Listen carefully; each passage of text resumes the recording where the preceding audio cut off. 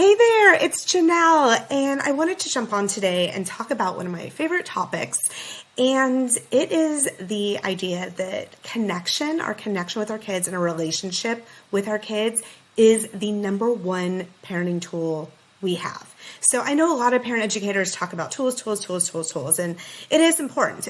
There are some excellent tools and tools that I teach in my membership that are fantastic and really helpful. But here's the thing. You could have the best tool in the world, but if you don't have the foundation behind that tool, it's not going to work. And the 3 pieces, so I have a framework with 4 pieces, and it's mindset, it's getting our own thoughts under control, self-regulation, getting our own actions under control, connection is the 3rd, and the last is tools. And the reason is we have to have all those pieces or the tool is not going to work. If we're still thinking that parenting is about compliance and we try to use a new tool, it's probably not going to work for us. Or if we're yelling the tool, it's not going to work for us. But what I really want to focus on today is that connection piece. If that relationship, that connection is not there, the best tool absolutely will not work. So let me give you an example. This is an example I use a lot, so I'll just go with this one. So I'm sitting in the kitchen doing my thing. My husband, walks in the room and he's super grumpy and he's like, can you get me a glass of water? Get me a glass of water. I'm just going to look at him, give him a little side eye, like, no, go get yourself some water, right? You're miserable. Why do I want to do this for you? I have no desire to be nice and helpful, right? It's not that I'm a bad person, and I don't want to do nice things, but the way he came in the room and the way he came at me and his mood, I'm just, no, go get your own water. Now, let's say he comes in the room and he's like, hey, honey, how are you? I'm like, oh, I'm good. Thank you very much. Maybe he comes in and he squeezes my arm for, ooh, okay, that felt good. He's like, hey, would you mind grabbing me a glass of water? Sure, no problem, right? What's the difference there? I'm feeling connected. I'm feeling bonded to him. I'm having good vibes. It doesn't mean connection always has to be happy and wonderful. But when we just have a good relationship with somebody, we are much more likely to want to cooperate, right? Think about your boss. If your boss is just a jerk all the time, not connected, not asking how you are at all, knows nothing about you, doesn't care, you're not going to care much to go out of your way for this boss. Yeah, you're going to get your job done. You don't want to get fired. You need the money. But you're not going to go over and above. Now, let's say that this boss still maybe a hot mess, complete hot mess, but they are kind and they check in on you and they want to know how you're doing. They ask you how your workflow is going, if you need any adjustments. They're just respectful. They're kind. They could still be totally crazy. They could still yell once in a while and do all these other things, but you feel that you're connected with this individual and you feel like they have good intentions. They're doing their best. You're more likely to step it up for this person. You're more likely to get that project done a little faster when they ask you, right? We want to do nice things for people. We want to cooperate. We want to make other people's lives easier. It is not our goal to make people miserable, right? It's the same thing for kids. They're not trying to make us miserable, but they might just not have that connection. They might not feel like cooperating. I mean, if we're yelling at them all the time or making demands of them all the time, or we're not checking in, we're not validating, we're not showing them that we understand how they're feeling and where they're coming from, it doesn't mean that we have to say, oh, we understand you don't want to do that today. Got it. No worries. Don't do it. It doesn't mean that. It means saying, yeah, I get it. You're really tired. It's the last thing you want to do. Totally understand that. But we unfortunately, we have to get it done today. It's due. You want to work on it together, blah, blah, blah, blah, blah, right?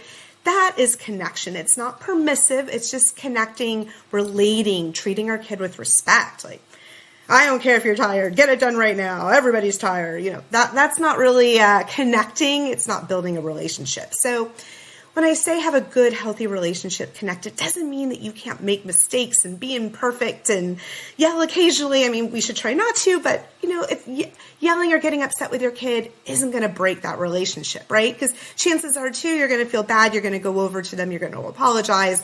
They're going to appreciate that you're human and you're trying your hardest, right? So we really want to focus on things that are going to connect our relationship and build our relationship. And some of the tools that I teach that are related to that would be like validation, learning how to validate our kids' opinions, not dismissing how they feel. We might not agree with how they feel, but we don't have to dismiss it. Listening to our kids when they have an idea instead of the do as I say all the time. Asking questions instead of constantly making demands. Like, what do you think? Or how do you think we should get this done? Empowering them a little bit, treating them as an individual who actually has something to offer, right? Valuing their intelligence, showing them that they're not just a kid to us. They're someone with thoughts and ideas, right? So anyways, it's a huge topic. I can babble about this forever, but I'm sure you're a busy parent and would prefer that I don't. So I'm just going to leave it here that our relationship with our kids, again, it's not a perfect relationship. It's not about us not making mistakes ever as a parent. We're going to do that all the time. But having a real relationship built on mutual trust and respect and kindness is going to give us more room to make the mistakes and to repair them, and for us to be able to come to our kid and advise and make requests, and they're going to be much more willing. Now, there's other reasons why even with connection, they may not always be able to step up when we ask them to. They could have their own emotional regulation issues. They may not know how to do something. Maybe they want to get something done, but they don't know how to do it, right? That's a whole nother topic. But connection relationship is, especially as your kids get older, trust me, the number one thing that you have in your parenting arsenal. It's all you have, really, especially as they get older. And you can't just pick them up and throw them in their room and make them do the things you want them to do, which, by the way, you can't even make young kids do. You can't control even young kids. We think we can. That's another topic. I should be taking notes on all this. So focus on your relationship. Focus on prioritizing your relationship and your connection with your kid. And in every interaction with your kid, ask yourself, is this pulling us together or is this pushing my kid away, right? And you can have the same type of conversation. You can make the same request, but there's different ways you can do it. One pushes somebody away, one pulls them to you. We want to work on pulling them to us, okay?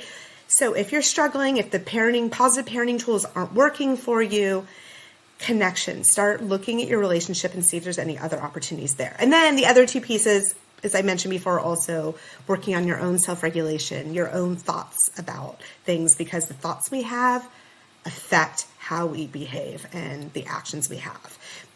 Another topic. I have so many topics here. I'm going to have to keep making these videos.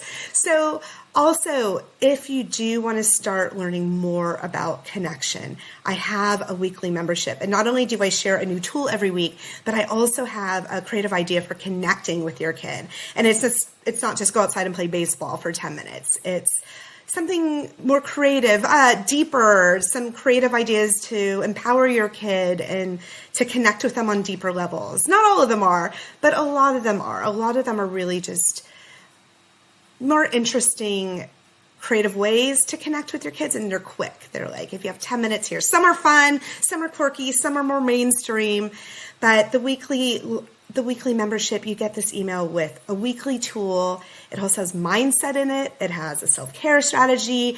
It has a quick connect, and it has a tool and a quick win for you. So you get all the pieces, because that's really what's important, is every week we need to be working on all the pieces. So I'll drop that link below and post below. I'd love to hear how your relationship with your kids, what things you think, what you can do, where you see opportunities to build it. Because even the healthiest of relationships always have opportunity to just take it to the next level.